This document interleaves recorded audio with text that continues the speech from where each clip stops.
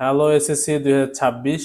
এবার তোমাদের যারা সায়েন্স বিভাগে রয়েছে সায়েন্স, তারা দেখো রসায়ন, যাকে আমরা ইংলিশে বলে কেমিস্ট্রি, CHE। আমার হ্যান্ড রাইটিং যত খারাপ না, এখানে খারাপ হচ্ছে। দেখো রসায়ন তৃতীয় অধ্যায় পদার্থের গঠন, তোমরা সেই ক্লাস 8 থেকে পড়ে আসতেছো, কিন্তু এখানে ডিটেলস রয়েছে। তো এই চ্যাপ্টারটা খুবই ইম্পর্টেন্ট, এটা ছাড়া আসলে কেমিস্ট্রির কিচ্ছু পারা সম্ভব না। কেমিস্ট্রির বাপের বাপ, নানা খালু সব চতুর্থ অধ্যায় পর্যায় সারণী, এটা তোমাকে ছাড়া আসলে কেমিস্ট্রির কিচ্ছু হবে না। এটা খুব ইম্পর্টেন্ট, এটা লাগবেই, এই জন্য দেওয়া হয়েছে। পঞ্চম অধ্যায় রাসায়নিক বন্ধন, অর্থাৎ কিভাবে তোমরা বিক্রিয়া তৈরি করবা সেগুলি। এরপরে রয়েছে মৌলের ধারণা ও রাসায়নিক গণনা। এরপরে রয়েছে সপ্তম অধ্যায় রাসায়নিক বিক্রিয়া, অর্থাৎ কিভাবে বিক্রিয়া হয় একটা থেকে আরেকটা, তোমার মৌলের সাথে অথবা পদার্থের সাথে অথবা কেমিক্যালের সাথে, সেগুলি।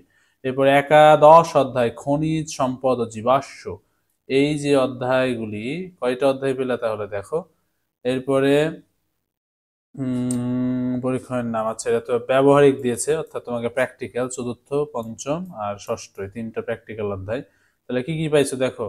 একটা হলো একাদশ অধ্যায় 11 অধ্যায়, এরপরে 7 অধ্যায় 2টা, এরপরে রয়েছে তোমার রাসায়নিক বন্ধন ষষ্ঠ অধ্যায় 3টা, পঞ্চম অধ্যায় 4টা, চতুর্থ অধ্যায় 5টা, এরপরে তোমাদের দেওয়া হয়েছে তৃতীয় অধ্যায় 7টা অধ্যায়। ভালো করে পড়লে পুরো ফাইটিয়ে যাবে, ফাটাইয়া দেওয়া যাবে।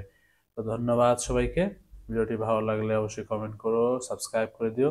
এরকম প্রতিটা সাজেশন তোমাদের এবং প্রতিটা শর্ট সিলেবাস আমাদের ভিডিওতে পাবে।